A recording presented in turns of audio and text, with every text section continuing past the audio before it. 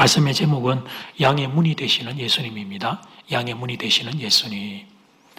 농사를 지으며 사는 대한민국에서 이해하기 어려운 성경 속의 풍경 중에 하나는 양을 치는 목축입니다. 어쩔 수 없습니다. 사람은 환경의 산물이기 때문에 우리가 경험을 못하면 온전한 이해가 잘 잡히지를 않습니다. 말씀을 많이 듣고 글을 많이 보고 또 여러분 이렇게 많이 설교를 들어도 100% 이해가 잘 되지는 않죠. 그래서 이게 성경을 보면 양과 관련된 비유의 말씀이 많이 있지만 우리가 다 이렇게 완전하게 이렇게 그림이 그려지는 건 아닙니다. 그래도 오늘 제가 여러분이 잘 알고 있는 이 요한복음 10장 양 선한 목자 양의 문 비유를 하셨던 주님의 의도가 뭔가를 제가 먼저 좀 공부하고 또 이 시간에 여러분과 함께 좀 나눌 때 성령께서 깨닫게 하는 은혜를 우리에게 주시기를 간절히 소원합니다. 아멘. 자, 첫 번째는 양의 문이 되시는 예수님입니다. 양의 문이 되시는 예수님. 예수님께서 사시는 당시에 예루살렘, 갈릴리 지역 그뿐 아니라 그 당시에는 많은 곳이 이제 목축업이었습니다. 최근에 성지순례를 다녀오신 분들의 말에 의하면 그 목축의 현장이 많이 줄어들었다 그런 이야기도 하는데 예수님 당시는 목축이 많았죠. 우리도 예수님 당시에 우리 한국 땅은 농사를 많이 지었던 것과 비슷하다 이렇게 보시면 되겠습니다. 그래서 이제 목자들이 양을 끌고 다니면서 풀을 먹이는 모습을 여기저기서 쉽게 볼 수 있었습니다. 이런 의미에서 예수님 오늘 요한복음 10장에 요 말씀하신 비유는 그 당시 사람들에게는 너무나 바로 그 현장 가운데서 일상 가운데서 그렇게 보는 일이었다. 이리 이해하면 되겠죠. 지금 우리로 치면 스마트폰이나 PC방이나 이런 걸 가지고 주님이 비유를 드셨다. 그렇게 생각하면 됩니다. 그때 목자들은 이제 하루 종일 들판에서 양에게 불을 뜯기다가 해가 이제 뉘어져 가면 양을 이끌어서 우리로 이게 끌고 들어왔습니다. 형편이 넉넉한 사람은 자기의 개인 우리를 두기도 했지만 그 당시에 사람들이 이런 목축하는 이들 가운데 그 형편이 넉넉한 사람이 많지 않으니까 공동 우리를 지어가지고요. 그래서 1, 2, 3, 4, 5, 6 몇 명의 목자가 되는지는 모르지만 그 목자들이 양을 그 공동우리에 함께 넣어놓곤 했습니다. 보통 공동우리는 돌담을 이렇게 쌓아가지고 사각형으로 이렇게 만들고 그리고 그 출입문 하나를 그렇게 딱 마련해 놓습니다. 그래서 이제 목자들이 양떼들을 밤에 안으로 들이고 나면 그 문 앞이나 그 문 옆에 목자 중에 한 명이 그러니까 순번을 정했겠죠. 오늘은 내가, 내일은 네가, 또 다음 날은 네가 이렇게 친구가 이렇게 순번을 정한 한 명의 목자가 문지기가 되어서 그 우리를 지켰습니다. 관련 사진을 한번 보시겠어요? 자, 이렇게 돌담을 쭉 이렇게 사각형으로 쌓고 그 안에 이제 양들이 있죠. 그 출입문 앞에 여러분 이제 목자가 그렇게 다 그렇게 딱 지키고 앉아 있는 모습을 여러분 보고 계십니다. 그리고 이제 나서 그 다음날 다시 아침이 되면 목자들이 한 명씩, 두 명씩 찾아와서 문지기에게 확인을 하고 이렇게 다 아는 사이니까 이렇게 눈인사만 해도 되겠죠. 그리고 이제 자기 양을 부르는 거예요. 지금 우리가 사진에는 얼마 안 되는 양의 그 그림을 관련 사진이지만 큰 공동우리에는 수십 마리를 넘어서서 수백 마리가 들어가 있는 경우도 있었다고 해요. 그러니까 다 비슷비슷한 희끄무리한 녀석들 가운데 내 양을 육안으로 찾아내는 것은 쉽지 않겠죠. 그런데 참 신기하게도 양들이 목자의 음성을 알아듣고는 그렇게 나온다는 것입니다. 그게 3절 말씀이에요. 문지기는 그를 위하여 문을 열고 양은 그의 음성을 듣나니 그가 자기 양의 이름을 각각 불러 인도하여 내느니라. 여기서 각각 자기 양의 이름을 부른다는 것은 이 양들 중에도 말 안 듣는 놈들이 있었던 겁니다. 목자가 이제 아침 와서 얘들아 아빠 왔다 가자 그러면 이렇게 이제 기퉁퉁 이러면서 이 녀석들이 대부분 다 나오는데 그 중에 꼭 그 말 안 듣는 놈들 그 친구들하고 다투고 있느라고 정신을 잃고 있거나 그 녀석들도 썸을 탈 테니까 이제 썸 탄다고 그게 정신이 팔려가지고 아버지가 목자가 부르는데도 귀등에도 안 듣고 있는 녀석들이 있었던 거예요. 그러면 목자가 내 양을 딱 추려서 보고 빠진 놈들이 보이잖아요. 그러면 그 빠진 녀석들이 힘을 부른 거예요. 야 이놈 개똥아 너 뭐하냐? 소똥아 너 뭐하냐? 말똥아 너 뭐하냐? 빨리 가자. 다른 친구는 다 왔는데 넌 뭐하고 있냐? 그렇게 이제 각각의 이름을 불러내었던 거예요. 그 다음에 이제 목자가 다 양들이 이제 모이면 초원을 향해 먼저 걸어가면 양들이 뒤에서 그 목자를 따라 이렇게 우르르르 가죠. 그게 사절 말씀이에요. 자기 양을 다 이렇게 내어놓은 후에 앞서 목자가 가면 양들이 그의 음성을 아는 거로 따라오되.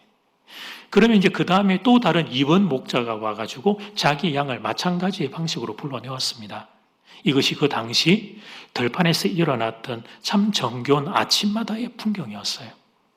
자, 여러분 이제 오늘 이 요한복음 10장의 이 전반부 아마 1절에서 5절까지의 말씀의 의미가 조금 입체적으로 이제 그림이 그려질 겁니다. 관련 사진 하나를 좀 더 보여드리는 것은 그래서 그 목자를 따라가고 있는 양들의 사진이에요. 그래서 저렇게 1팀이 떠나가고 나면 또 다른 목자가 양들을 데리고 떠나가고 아침마다 이제 그런 일이 일어났던 거예요. 그 주님이 이제 이 비유를 5절까지 말씀을 하셨는데, 근데 거기 있던 이들이 이 주님이 왜 이런 비유를 말씀하시는지를 깨닫지를 못했어요. 왜 양과 문과 여러분 그런 문지기와 이런 말씀을 하시는지를 알지를 못했어요. 그래서 주님이 한 가지 선언을 하시죠. 이 7절 말씀. 그러므로 예수께서 다시 이르시되 내가 진실로 진실로 너에게 말하노니 나는 양의 문이라. 양의 문이라. 예수님이 선언하십니다. 나는 양의 문이라고. 그동안 여러분 오늘 요한복음 10장을 우리가 대할 때 선한 목자이신 예수님의 설교는 많이 들어보셨죠. 그게 있기는 한데요. 그 이전에 먼저 주님이 하셨던 선언이 있어요. 그게 뭐냐면 나는 양의 문이라고 하는 선언을 먼저 하셨습니다. 뒤에 이제 선한 목자의 선언이 따라오시는 거예요. 사랑하는 여러분, 양들 입장에서 당시 중요한 건 무엇이 있었을까요? 풀과 물이 있어야 생존이 가능했습니다. 그리고 들판에 있는 동안 자신을 지켜줄 존재가 필요했습니다. 그래서 목자의 존재는 양들에게 너무 중요한 것이었습니다. 그래서 그런 의미에서 예수님은 자신을 선한 목자라고 오늘 우리가 10절까지 보았는데 11절에서 선언을 하십니다. 그리고 우리가 이제 선한 목자이신 예수님은 다음 주에 우리가 묵상을 할 거예요. 그리고 그들 양들 입장에서 중요한 건 오늘 이 본문 1절부터 10절 안에 이제 담겨 있는 이제 이 우리와 문이에요. 하루 일과가 끝난 뒤에 밤새 쉴 수 있는 우리가 필요했습니다. 두 발 쭉 뻗고 잘 수 있도록 자신을 지켜줄 목자와 문지기가 그들에게는 꼭 필요했습니다. 이 공동 우리의 경우에는 목자들이 돌아가면서 문지기를 했습니다만 어쨌든 그렇게 밤을 지새게 될, 보내게 될 그 문지기와 목자가 양들에게는 꼭 필요했죠. 그러니까 예수님이 지금 이걸 말씀하신 겁니다. 양들이 밤을 보낼 우리, 밤이라는 것은 양들에게 가장 약한 시간들이잖아요. 가장 두려운 시간, 가장 힘든 시간, 그 시간을 보낼 우리의 유일한 출입문, 그 문을 지키는 문지기, 예수님이 바로 그 유일한 출입문이자 문지기가 되어 주시겠다는 의미입니다.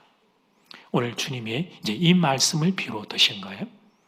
이제 두 번째입니다. 근데 내게도 양의 문이 필요한가? 우리가 이해는 했습니다. 그런데 내게도 양의 문이 필요한가? 다음 단계는 이 깨달은 교훈을 우리 자리로 가져오는 거죠. 여러분, 오늘 잠깐 앞에 이제 이 전반부의 말씀을 통해 양들에게서 양의 문이 얼마나 중요한가 하는 것은 우리가 배웠습니다. 양의 문은 생존과 직결되는 것이었죠. 맹수와 도적들이 침범하지 못하도록 막는 중요한 자리였습니다. 양의 문이 있기에 그 문을 통과해 들어가서 양들은 밤새 숨을 쉬었습니다. 그리고 다음날 아침이면 들판으로 나올 수 있었습니다.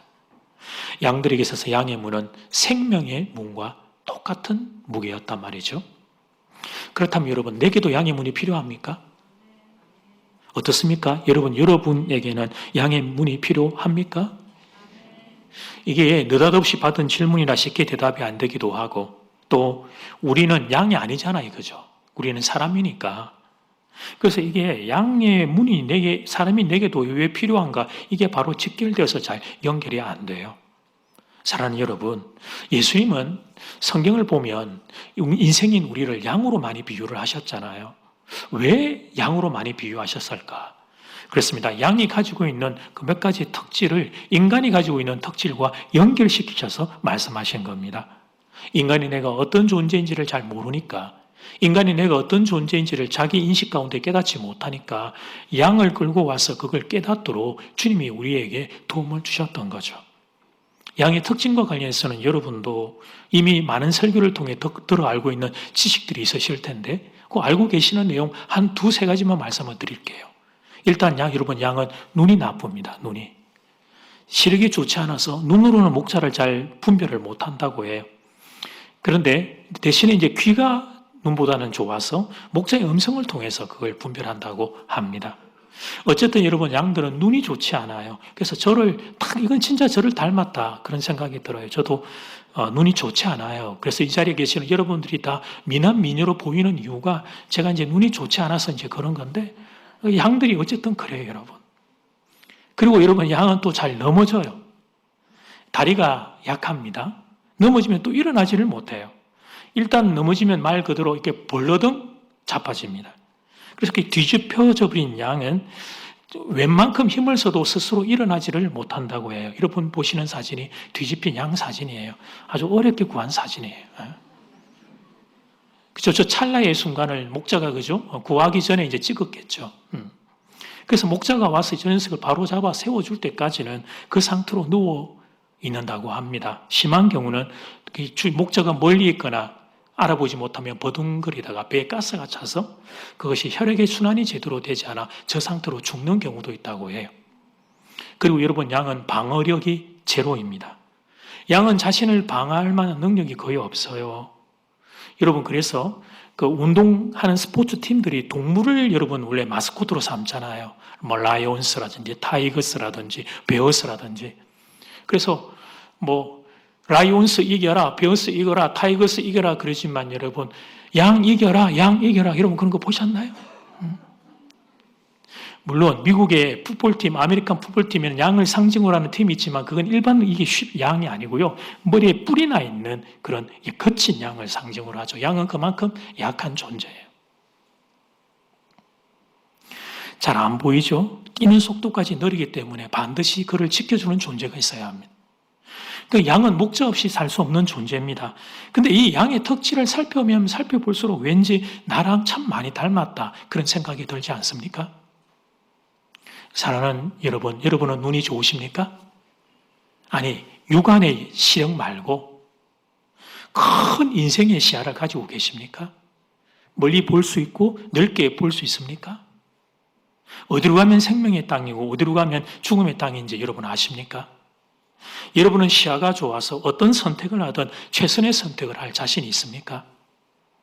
목회자로서 이렇게 가만히 보면 성도님들께서 하시는 선택 중에 제가 기도하면서 이렇게 보면 아이고 저건 아닌데 그런 순간이 있어요. 근데 제가 가서 말씀을 드려도 뭐 안 들을 거는 당연하고 안 듣는 정도가 아니라 저한테 화를 내실 것 같아서 그냥 말씀 안 드리고 그냥 마음속에 품고 꾹 참고 기도만 합니다만 여러분 그런 순간이 의외로 적지 않습니다. 근데 뭐 저도 예외가 아닙니다. 어떻게 선택을 해야 될지 모를 때가 많고 선택을 하고 돌아보면 잘못된 선택인 경우도 적지 않고. 그리고 여러분 우리는 또 왜 이렇게 잘 넘어지는지 모르겠어요. 인생의 조그마한 문제 돌풀이를 딱 만나도 턱 걸려도 퍽퍽 쓰러져요. 나 상처받아서가 습관성 언어입니다. 그리고 한 번 또 넘었으면 일어서지를 못해요. 자기 연민과 우울에 빠져서 좀처럼 일어서지를 못합니다. 일어서고 싶은데 근데 잘 안 돼요. 우울한 마음을 떨쳐내고 싶은데 그게 잘 안 돼요.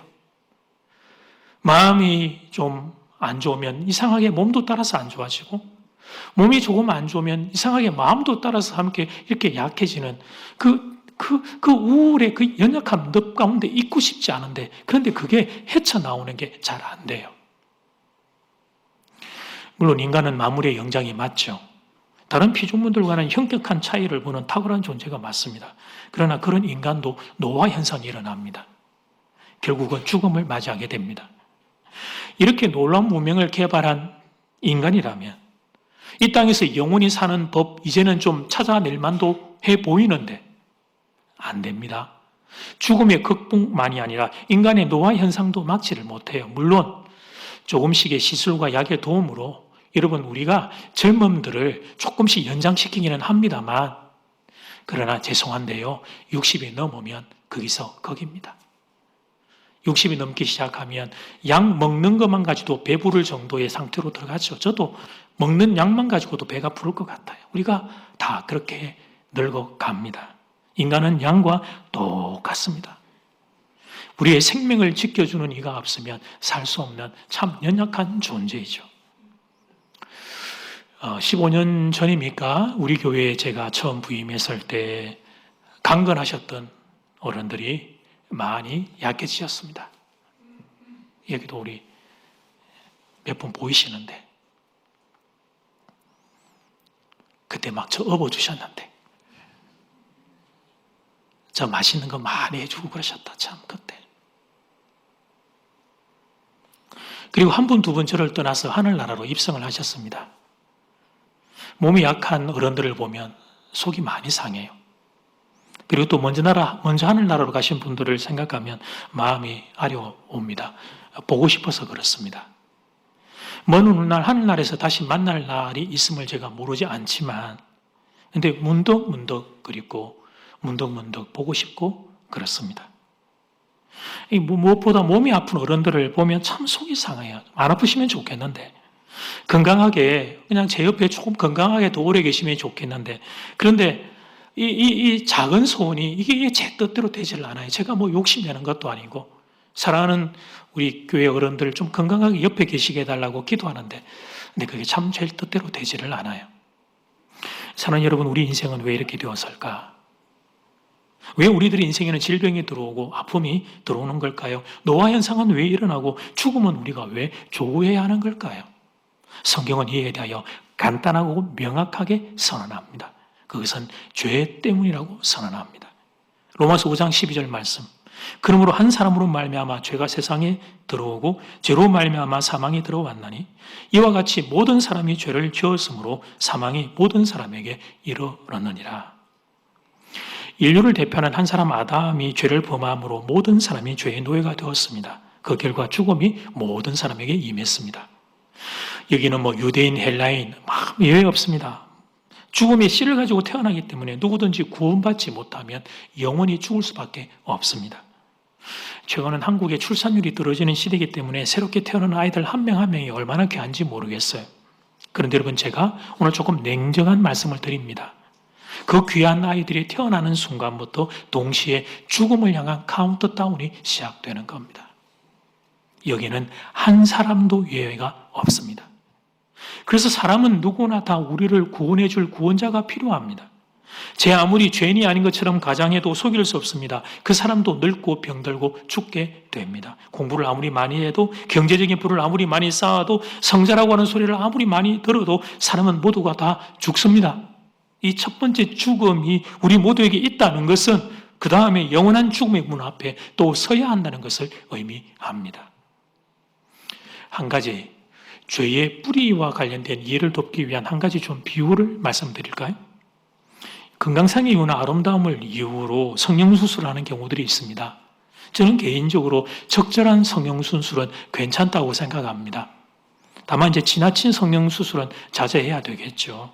아름다움이 인생의 목표가 되어서 자나 깨나 성형수술만 생각하는 것은 그래서 노심초사 막 불안해하는 것은 그건 이제 중독 상태니까 거기까지 가면 안 되겠죠. 어쨌든 여러분, 한 가정에 아빠와 엄마가 만나서 이제 결혼을 하게 되는데 결혼 전에 둘이 만나기 전에 조금씩 손을 봤습니다. 그리고 이제 조금씩 손을 본 상태에서 이제 둘이 만났습니다. 결혼 그 전에 손보기 전에 얼굴은 숨겼기 때문에 둘 다 수술 사실을 몰랐습니다. 서로에 대해서. 그래서 결혼하고 3년 정도는 그 얼굴 보고 너무 행복해하고 좋아하면서 같이 잘 살았는데 한 3년쯤 지나고 나서 이게 좀 문제가 발생을 한 거예요. 그건 아기가 태어났습니다. 근데 아기를 키우면서 뭐 이렇게 신생아 때는 이제 보통 이게 할아버지 얼굴이 이제 많이 나오는데 그때가 아니고 한 1년 지나고 2년 지나면서 아이가 이제 얼굴이 자리가 잡혀가는데도 아무리 봐도 아빠 얼굴도 없고 엄마 얼굴도 없는 거예요. 그러니까 이제 부부가 서로 상대방 탓을 하는 거죠. 당신 아니냐, 원인은. 당신 아니냐. 이건 시댁 쪽이다. 이건 뭐 이게 친정 쪽이다. 막 이제 이게 부부가 그러다가 이게 누구의 잘못인지를 확인하자 그래가지고는 서로 고등학교 때 졸업 앨범을 같이 꺼내가지고 이제 대조를 하게 된 거예요. 사진을 보았더니 그렇죠. 사건의 전말이 확연히 드러난 거죠. 아빠, 엄마가 둘 다 수술 이전에 그 모습을 보게 되고 그 원판 그대로 아기가 딱 태어난 걸 알게 된 겁니다. 제가 여러분 비유를 들어드린 것은 죄가 그렇단 말이죠. 첫 인류 아담에게 있는 죄의 뿌리가 후손인 우리에게 그대로 전달됩니다. 여러분 아이들을 아무리 예쁘게 입히고 단장시켜도 죄송합니다. 그 너무너무 예쁘고 소중한 아이가 많은데 그런데 그 아기도 죄인입니다. 여러분 우리 부모님의 눈에 아이들이 다 예뻐 보이지만 부모 눈에도 애들이 미울 때가 있어요. 고집 피우고 막 떼쓰고 막 그럴 때는 도대체 이 녀석이 누구 닮아서 그런지, 누구 닮긴 누구 닮았겠어요? 그거 다 그 부모 닮아서 그런 거죠. 인간은 죄인입니다. 죄를 가지고 태어납니다. 아무리 위장하고 포장하고 그래도 숨길 수 없습니다. 인간은 죄인입니다. 그래서 이 땅의 모든 인생은 죽을 수밖에 없습니다. 히브리서 9장 27절 말씀, 한 번 죽는 것은 사람에게 정해진 것이요 그 후에는 심판이 있으리니 1차적인 죽음 뒤에 영원한 죽음이 또 우리를 기다리고 있습니다. 그래서 우리 모두는 한 사람도 유해 없이 모두가 다 구원이 너무 필요해요. 한 번 죽는 것은 어쩔 수 없는 일이지만 그 뒤에 영원한 죽음을 이기기 위해 우리는 구원이 꼭 필요합니다. 나이가 얼마든 상관없습니다. 많이 배웠든 적게 배웠든 상관없습니다. 물질이 많고 적은 것도 상관없습니다. 중요한 것은 단 한 사람도 예외 없이 구원이 필요하다는 사실입니다. 이제 양의 문이 내게도 왜 필요한가 하는 그 이유를 조금 아시겠습니까? 양의 문은 다른 말로 하면 생명의 문입니다. 영생의 문입니다. 그리고 영생의 문은 오직 예수님 한 분이십니다. 그래서 예수님이 오늘 본문에서 그 사실을 선언하십니다. 요한복음 10장 9절 상반절 말씀, 내가 문이니 누구든지 나로 말미암아 들어가면 구원을 받고. 사랑하는 여러분, 우리가 노력한다고 해서 영생을 얻을 수 없습니다. 영적인 생명은 하나님의 불꽃입니다. 하나님의 불꽃은 인간들이 훔칠 수 없습니다. 에베소 2장 5절에 보면 우리는 이미 죄와 허물로 죽은 영적으로 죽은 자들이죠. 영적으로 죽은 자들은 못해요. 생명과 관련된 일에 관여할 수 없어요. 나는 이미 죽었기 때문에 죽은 이들은 아무것도 못하는 거죠. 영적인 것과 관련해서는 우리에게는 이 가능성이 아무것도 없어요. 죄인인 인간은 자신의 힘과 노력으로 영생을 얻을 수 없습니다. 죄인인 인간은 이미 영적으로 죽은 존재입니다. 오직 예수 그리스도만이 우리에게 영생을 줄 수 있습니다. 오직 예수님만이 우리의 유일한 구원자이십니다. 그러므로 누구든지 정말 구원을 얻고자 하는 마음이 있다면 예수님을 찾아야 합니다. 구원의 문이 되시는 예수님을 통과해야 합니다. 이 말은 예수님 만나야 한다는 것입니다. 이 말은 예수님을 나의 구원자로 붙잡아야 한다는 것입니다. 그럴 때 예수 안에 있는 영원한 생명이 우리에게 선물로 주어집니다. 예수로 말미암는 생명의 씨앗이 우리 안에서 우리를 영원히 살게 하는 능력이 되는 것입니다. 대략 2년 전이었습니다. 존경하는 한 선배 목사님과 제가 이렇게 교제하면서 나눴던 대화의 일부분입니다. 그때 그 목사님께서 은퇴를 한 2년 정도 남겨놓고 있는 상황이셨습니다. 그 가운데 목사님께서 제가 참 아픈 이야기를, 또 부끄러운 이야기도 될 수 있는 이야기를 들려주셨어요. 목사님 교회 남자 성도님 중에 임종을 앞둔 분이 계셨습니다. 교회 다니신 지가 10년이 훌쩍 넘는 그런 분이셨고, 그래서 목사님은 그 성도님을 뵐 때마다 직분을 말씀을 안 하셔서 모르겠는데 그 남자 성도님을 뵐 때마다 믿을 만하다, 이분의 신앙은 확실하다, 신앙의 수준이 상당한 자리에 있다, 그렇게 이렇게 딱 믿을 수 있는 분이었다고 해요. 근데 이 성도님이 말기암에 걸려 시한부 인생을 선고를 받으셨습니다. 목사님을 모시고 거의 마지막 임종 예배를 드리는 순간이었습니다. 그래서 다 물려내고, 가족과 부격자도 다 물려내고, 담임 목사님과 이 성도님 두 분이 딱 앉은 자리에서 이 성도님이 목사님에게 이렇게 고백을 하셨습니다. 목사님, 어떻게 하면 좋습니까? 제게 구원의 확신이 없습니다. 지금 죽으면 천국 갈 수 있을지 자신이 없습니다. 죽음의 문턱 앞에 서 있는 거 내가 내 몸이 느끼겠는데, 그런데 목사님, 나 너무 두렵고 떨립니다. 그 고백을 듣는데 목사님이 아이고, 하늘이 무너지는 것 같은 마음이었다고요. 물론 그래서 그 성도님을 붙잡고 목사님이 그날 복음을 전하고 간절히 기도함으로 이분이 정말 예수님을 영접하고 구원의 확신을 가지고 그렇게 이제 찬송 가운데 천국에 이게 들어갈 수 있었다고 하셔요. 그런데 목사님이 그 사건으로 인하여 그동안 자신이 걸어왔던 목회 일생의 전부를 깊이 반성하는 그런 시간을 가지게 되셨다는 겁니다. 그리고 제가 알기로는 거의 6개월 정도를 복음 설교에 매진하셨습니다. 이분 설교 정말 잘하는 분이십니다. 깊이와 다양성이 정말 많이 있는 분인데도 그 목사님이 은퇴를 앞두고 남겨놓은 그 한 6개월, 그 2년 중에 6개월을 복음 설교에 매진을 하신 거예요. 예수 믿고 구원받는 원색적인 천국 복음 설교를 은퇴 전에 마지막 그 6개월의 설교사에게 집중을 하셨습니다. 이유는 간단합니다. 목사님이 그토록 사랑하고 함께 웃고 함께 울고 함께 살았던 사랑하는 성도들 그들 중에 한 명이라도 천국 가지 못하는 분 없기를 바라는 그 마음, 그 안타까운 마음, 그 영적인 부모의 마음으로 그렇게 하셨던 겁니다. 저도 그 선배 목사님과 똑같은 마음입니다. 여기 있는 여러분 중에 단 한 명도 천국 가지 못하는 분이 없기를 간절히 소원합니다. 먼 훗날 여러분 모두 다 영원한 나라 천국에서 다 만날 수 있기를 간절히 소원합니다. 사랑하는 여러분, 오늘 말씀은 새생명축제 새가족에게 전하면 좋은 말씀이겠다 그리 생각이 드시죠? 근데 요한복음 강해를 하는 중에 오늘 이 말씀이 우리에게 이렇게 주님이 찾아왔습니다. 고백하면 저도 선하인 목자이신 예수님은 잘 알았지만 양의 문이 되시는 예수님이 이게 얼마나 중요한 것을 이번에 말씀을 준비하면 저도 또 새롭게 깨달았던 것 같아요. 우리의 순번이 되어서 말씀이 찾아온 거예요. 그래서 오늘 지금 이 예배에 참석하고 있는 분들 중에 혹시나 아직 구원의 확신이 없는 분들이 있다면 그분들에게 오늘 이 말씀이 선물이 되면 좋겠습니다.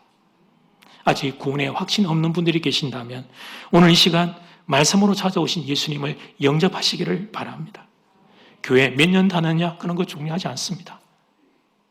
예수님이 오늘 말씀으로 여러분의 영혼을 두드리고 계십니다. 종대야, 내가 양의 문이란다. 내가 영생의 문이란다. 나를 믿으면 영생의 문을 통과해 구원을 얻을 수 있단다. 예수님이 지금 여러분에게 이렇게 말씀하십니다.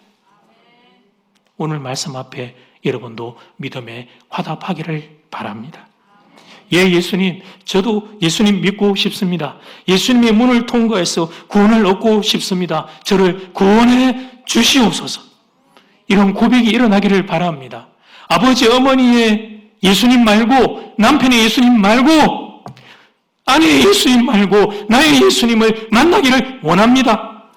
그러면 예수로 말미암는 구원이 여러분에게도 임하게 될 것입니다. 이 시간 이 자리에 앉아 계시는 여러분들, 단 한 사람도 예외 없이 모두가 다 구원받게 되기를 주의 이름으로 축복합니다. 아멘.